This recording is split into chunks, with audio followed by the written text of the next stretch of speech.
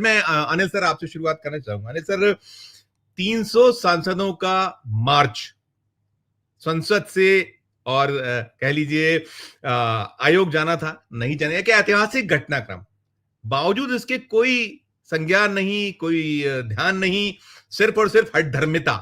शुरुआत यहीं से करूंगा अनिल सर, ये देश जिस तरीके से बढ़ रहा है, क्या, जैसे मैंने कहा, ओपी रावत साहब से मैंने इंटरव्यू अभी किया था कुछ देर पहले, तो उन्होंने कहीं यही संकेत दिए कि बिहार ऐसी और बढ़ रहा है जहां बहुत मुश्किलात आगे आ सकते हैं, संकेत उनके ये थे। और दूसरा कि 300 सांसदों के मार्च के बावजूद यही हठधर्मिता, दोनों पे मैं चाहूंगा टिप्पणी। और साथ में ये भी कि टोटल ब्लैकआउट किया गया अखबारों ने, बड़े बड़े अखबारों, मैंने ओपनिंग रिमार्क में कहा कि वहां पहले पेज पे जगह ना मिलना, क्या एक घोषित सेंसरशिप हो गई है, खासकर गोदी मोदी मीडिया और तमाम इस पे, यहां सब पे आपकी टिप्पणी अनिल सिन्हा साहब। देखिए क्या है कि आपने ये आंसर भी आपने ही कर दिया कि ये जो है ये 300 सांसद आए, ऐतिहासिक घटना है। और उसके लोग मतलब आपने देखा ही कि रिस्पांस उसका कितना था। वो सोशल मीडिया पर आपको पता चलता है कि कितने लोगों ने, लाखों लोगों ने इस परिदृश्य को देखा, इस परिघटना को, ये मतलब उसको समर्थन दिया एक तरह से समझिए। उसके बावजूद सरकार जो है, वो सरकार और चुनाव आयोग, सरकार ही मान लीजिए, मैं अलग अलग अब करना मुश्किल हो गया है, तो ये उसको रिस्पॉन्ड नहीं किया, मतलब उसको कुछ असर नहीं हुआ। तो इसका आंसर आपने खुद ही कर दिया कि वो दिखाई दे रहा है कि सेंसरशिप जो दिखाई दिया सुबह के अखबारों में, इस एक या दो अखबार छोड़ के, मतलब उसका नाम लेना जरूर चाहिए, हमको लग रहा है जैसे दैनिक भास्कर, लेना नाम लेना चाहिए अभी के वक्त में। अगर थोड़ा बहुत भी कुछ रीड अगर कहीं दिखाई दे रही हो तो उसको आप बताइए कि ये रीड है। तो वहां पर जो है दैनिक भास्कर छोड़ करके बाकी ज्यादातर अखबारों ने अंग्रेजी में, तो इंडियन एक्सप्रेस जैसा अखबार, एग्जैक्टली सर, एग्जैक्टली, वो अंदर क्या हिंदू में हेडलाइंस नहीं है, वो आर्मी चीफ को जो रिस्पॉन्ड किया है वो शायद मेरे ख्याल में हेडलाइंस है।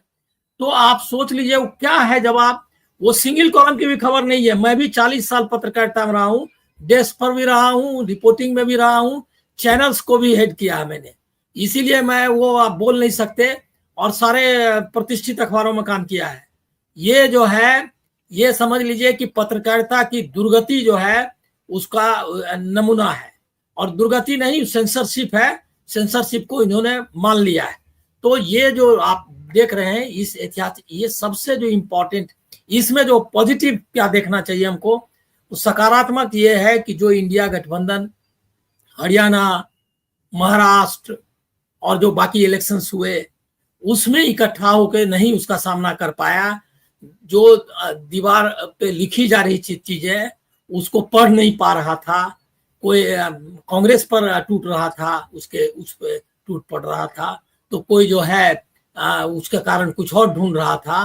वो सारा इंडिया गठबंधन अब इस बात को समझ गया है कि लोकतंत्र सचमुच खतरे में है, और चुनाव आयोग जो से किसी तरह की उम्मीद नहीं कर सकते। ये एक बहुत बड़ा गेम चेंजर है। एक गेम चेंजर इसलिए है कि जब पूरा विपक्ष इकट्ठा हो जाएगा, कोई सरकार है, देखिए मैं एक छोटी सी चीज कई जगह बोल भी चुका हूं, अब रिपीट करता हूं कि पब्लिक ओपिनियन जो है वो राजतंत्र में भी इंपॉर्टेंट था। आप कैसे जान रहे हैं कि दुर्योधन को लोग जो है खलनायक मान रहा है? उस समय तो राजा तय नहीं होता था कोई इलेक्शन से, होना था राज परिवार से ही, लेकिन लोग उसके बाद भी ये करता था कि हस्तिनापुर की गद्दी युधिष्ठिर को मिलना चाहिए। वो जो आख्यान है महाभारत का, उससे तो यही लगता है कि लोग चाहते थे कि युधिष्ठिर ही गद्दी पर बैठे। तो और वो अंत में हुआ, महाभारत का युद्ध हुआ और जीत करके लोग आए। रामायण में भी क्या है, राम को तो तय नहीं करना था लोगों को कि राम बने, लेकिन राम जब आए तो अयोध्या में कहता है कि पूरा जश्न मनाया गया। आज भी औरंगजेब और अकबर की तुलना क्यों होती है? लोग, और औरंगजेब को जितना रेसिस्टेंस का मुकाबला करना पड़ा, अकबर ने बहुत स्मूथली पूरा कंट्री, जबकि उसने फाउंडेशन रखी एक तरह से मुगल साम्राज्य की। तो इसका मतलब ये है कि पब्लिक ओपिनियन मैटर करता है। पब्लिक ओपिनियन, ये लोकतंत्र रहे या ना रहे, पब्लिक ओपिनियन जरूरी है। और लोग 300 सांसद गए पब्लिक ओपिनियन के लिए लोगों के पास, ये एक बहुत पॉजिटिव डेवलपमेंट है। इससे लोकतंत्र में आपका भरोसा बनता है। अब है क्या कि चुनाव आयोग को आप देख लें, चुनाव आयोग क्या कह रहा है। चुनाव आयोग कह रहा है कि आप हलफनामा दीजिए, हलफनामा दे करके आप उस पे उसके लिए जिम्मेदार, अगर आपने गलत इंफॉर्मेशन दिया तो आपके खिलाफ कार्रवाई करेंगे। चुनाव आयोग जो गलत इंफॉर्मेशन दे रहा है उसके लिए कौन जेल जाएगा? वो तो लोग ला रहे हैं, और ये तो कई बार साबित भी हो चुका है कि गलत नाम दिए गए तो कितने लोगों को आपने जेल भेजा। और आप जानते हैं वेस्ट बंगाल में रजिस्ट्रेशन से जुड़े हुए ऑफिसर्स को सस्पेंड कर दिया, जबकि अभी कोई मॉडल कोड ऑफ कंडक्ट नहीं है। मॉडल कोड ऑफ कंडक्ट जब लागू नहीं है तो चुनाव आयोग को कोई हक नहीं है कि किसी ऑफिसर को के खिलाफ कार्रवाई करे, लेकिन वहां अपने मन से चला रहा है। ये चुनाव आयोग ये तैयार ही नहीं है इस बात। अच्छा, दूसरी बात है कि आप जांच नहीं कर रहे हो तो शकुन रानी जो है उसने 2 जगह वोट नहीं किया है, ये कैसे आपको पता चल रहा है? इसका मतलब जो आप जांच तो कर रहे हो तो बाकी का जांच के बारे में क्यों नहीं बता रहे हो? जांच अगर नहीं है कर रहे हैं तो ये बात कैसे उसको बकायदा क्या कहते हैं ऑफिशियली वो बोल रहा है चुनाव आयोग कि शकुन रानी ने 2 बार नहीं किया, आपने गलत दिया है, तो बाकी तो सही दिया है। इसका मतलब बाकी आपने जांच की, उसमें नहीं निकला। तो चुनाव आयोग जो है, चुनाव आयोग इवेड कर रहा है, और मुझको लग रहा है कि इनके पास और सुप्रीम, और ये क्यों कर रहा है ये भी जानना चाहिए। वो इसलिए कर रहा है कि मीडिया पूरी तरह से मतलब गोदी में बैठा हुआ है सरकार के, और सुप्रीम कोर्ट की आंखें, मतलब अभी जिस तरह से उनकी दृष्टि लोग चाहते हैं कि नजरें उनकी इधर भी आए, वो हमको लगता है कि उनकी नजर सुप्रीम कोर्ट की नजर इधर मतलब फेर ली है उसने लोगों के, उन्हीं को वो जो है मतलब ये कर रहा है। सुप्रीम कोर्ट का जो रवैया है इसकी वजह से ये चल रहा है।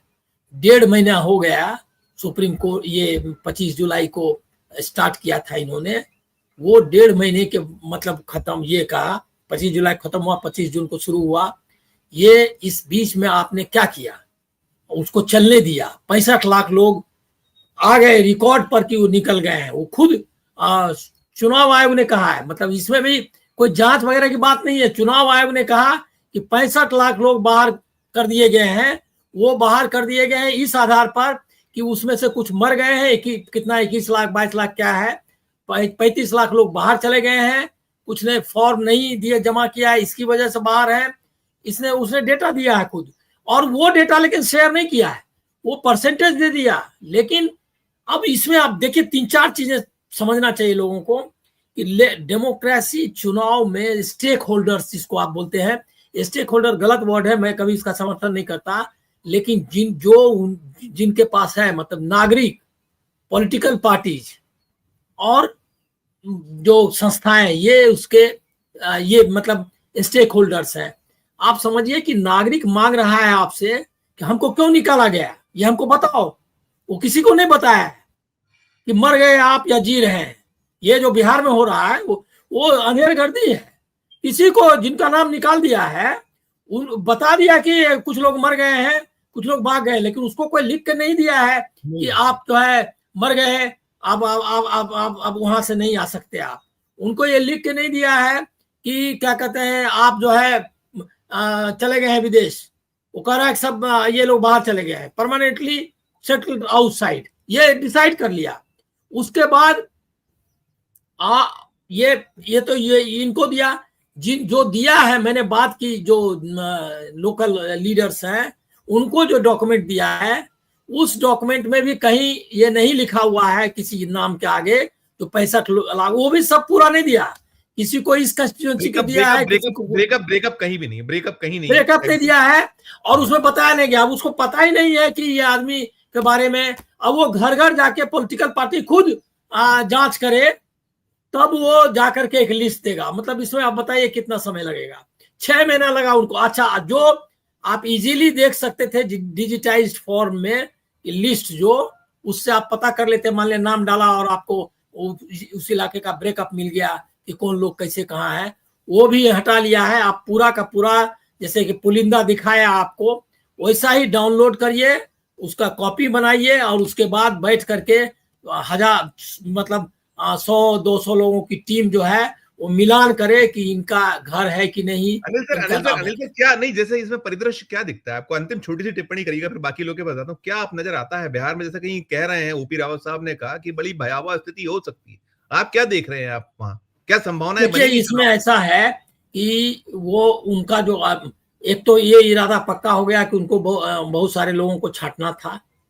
दूसरा है क्या कि एसआईआर एक बहुत बड़ी घटना है, वो स्टार्टिंग पॉइंट है जिसमें कि अब आपको अपनी नागरिकता, अपना जो है क्या कहते हैं वोटर होने की एलिजिबिलिटी आपको साबित करना है। ये पहली बार हो रहा है हिंदुस्तान में।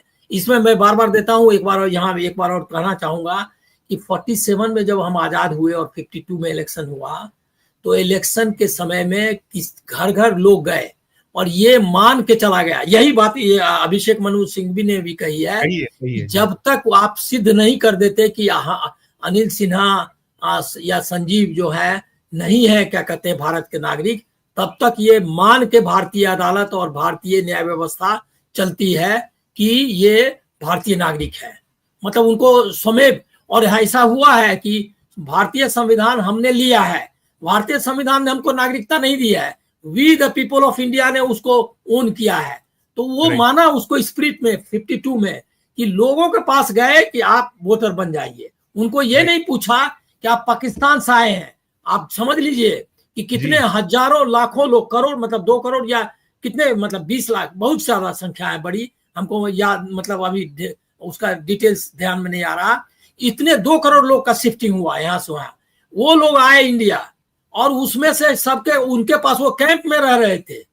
कई लोग कैंप मतलब अभी भी आपको विजयनगर और मॉरिस नगर और ये सब जो इलाके हैं उधर ये कई ये इलाके हैं जो कैंप ही थे। वो कैंप में आप पीतमपुरा ये सब जाइए, वहां कैंप था जो बाद में मकान बने, वो जो है चितरंजन पार्क, तो ये सारे कैंप जो है वहां जाकर के वोटर बनाया गया है। वो ये नहीं पूछा कि आप जो है 22 साल से आए हैं, ढाका से आए हैं या रावलपिंडी से आए हैं, आप हैं भारत में और आपके पास क्या प्रमाण है कि आप हिंदुस्तानी हैं, ये नहीं पूछा गया। ये स्टार्टिंग पॉइंट है। नेपाली लोग यहाँ रह रहे थे, अफगान के लोग यहाँ रह रहे थे, काबुल के लोग कलकत्ता में और बॉम्बे में थे, पठान और ये सारे, उनको नागरिकता नहीं, उनको वोटिंग राइट्स दिए गए।